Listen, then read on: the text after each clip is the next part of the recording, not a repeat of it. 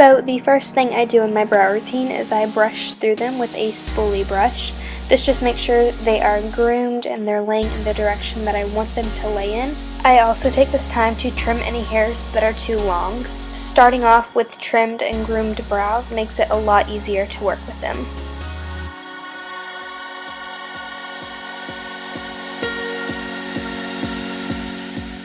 Next, I'm going in with my Anastasia Dip Brow Pomade in chocolate, and I'm using a MAC 208 brush to apply this with. I'm just drawing a line at the base of my brow and following through to the tail.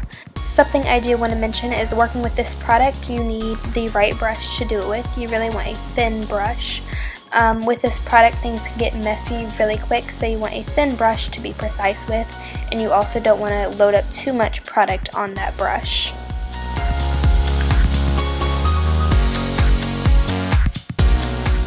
I'm then drawing a line at the top of my brow and filling the rest in. Another thing I do want to point out is that I'm not putting any product in about the beginning fourth of my brows. This is going to make it look somewhat natural, and it's also going to give your brows the kind of gradient effect. You really don't want them to just start randomly and have those really boxy brows.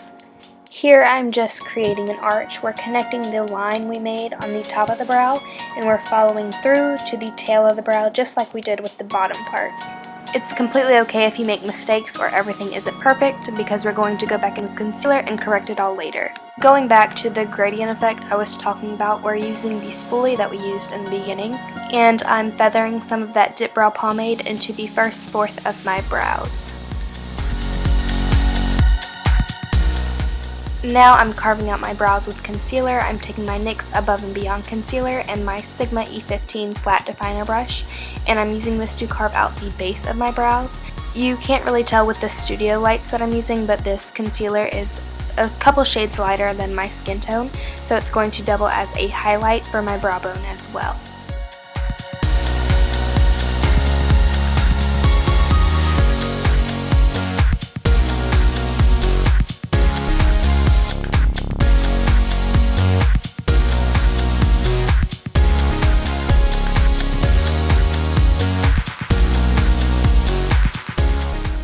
With the same brush, I'm doing the same thing to the top of my brows, except I'm using my NYX HD Photogenic Concealer because it's closer to my skin tone.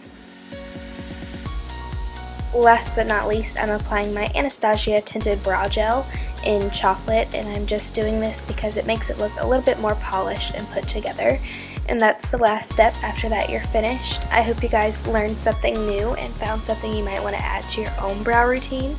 Thank you guys so much for watching. Don't forget to thumbs up this video if you liked it, and subscribe if you haven't already, and I will see you all next time. Bye!